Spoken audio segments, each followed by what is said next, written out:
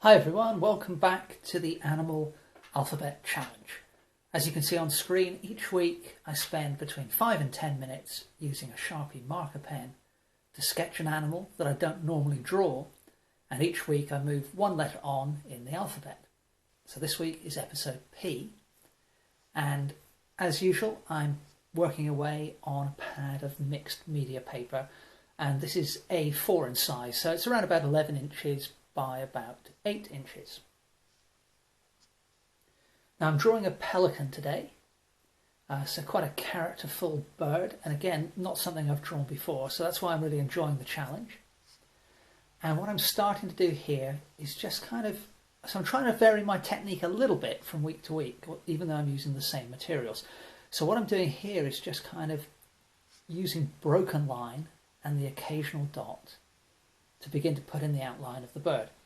And I'm really enjoying the sort of scratchiness I can get out of the Sharpie marker here. So just kind of letting the nib skim across the surface of the paper.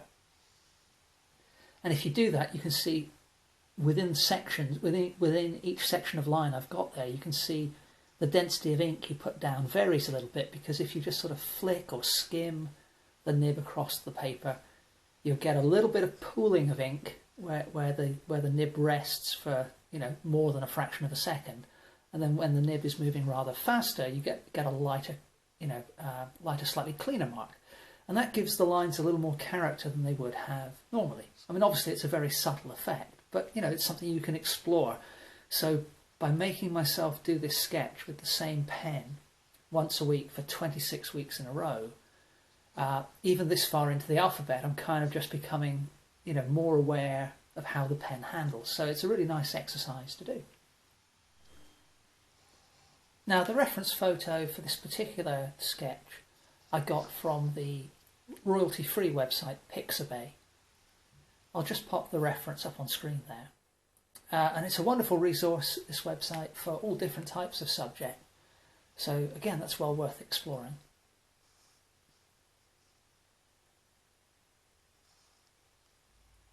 And now what I'm doing here is just continuing in the same vein that I've been working, so far.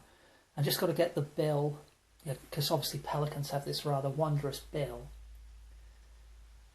So I'm just taking a little bit of time to get the shape of that right, because obviously there's a strong danger of caricaturing the animal here. We don't really want to do that. Now I'm popping the eye in, which I don't always do this early on, but again I just feel it was necessary to capture the character of the animal.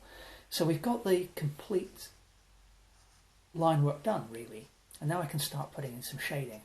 Now when it comes to dealing with feathers, certainly the way I'm working, I don't want to try and capture every single feather, rather I want to capture a general texture. So I put some dots in down the neck and some little dashed lines. But if you look at the lower dots I put down at the base of the neck there, you can see what they actually are little horizontal lines. You can think of them as broken horizontal lines. So the dots have been chosen, even though I did it quite quickly, the dots have been chosen quite carefully in terms of their shape and their position. And again, when we come to the feathers on the back and the wings, definitely not going to draw every feather, but I can put down a range of marks which capture the way the feathers fall collectively, so how they arrange themselves as a group, basically.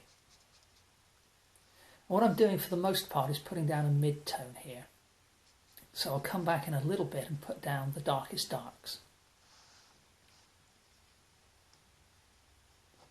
Now in this particular photo we've got a lovely cast shadow on the ground. And so I'm just taking a little bit of care here to carefully outline that, because I really want to capture that cast shadow. I really feel it sets off the animal in this particular pose. And because the bird is standing on a very flat surface, I don't need to worry about too much texture within the shadow. So if it was standing on grass, then the cast shadow would usually have a ragged edge, but in this case we don't need to be concerned about that. So I'm just filling that in with shading that for the most part is diagonal, to help create the sense that that shadow is falling on a horizontal plane.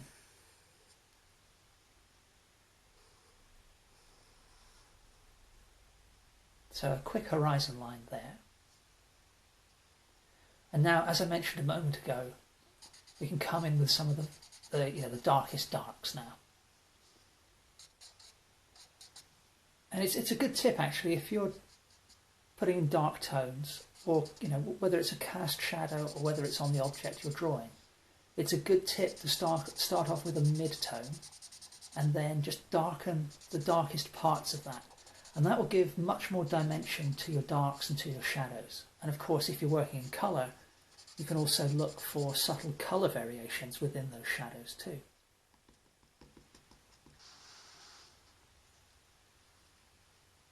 Now, one of the key things I found with some of these sketches, in this challenge, obviously some of them work out better than others, but one of the key lessons I'm learning, and I think it's a lesson that artists, I think we as a whole continue to learn it throughout our lives, is, when do I stop? Because if you take it too far, then you could end up spoiling the drawing. So, but this one's pretty much done, I think. So there's our pelican standing proudly on the ground. Hope you've enjoyed this little video, and I hope to see you next week for the next episode of the Animal Alphabet Challenge. Thanks very much for watching.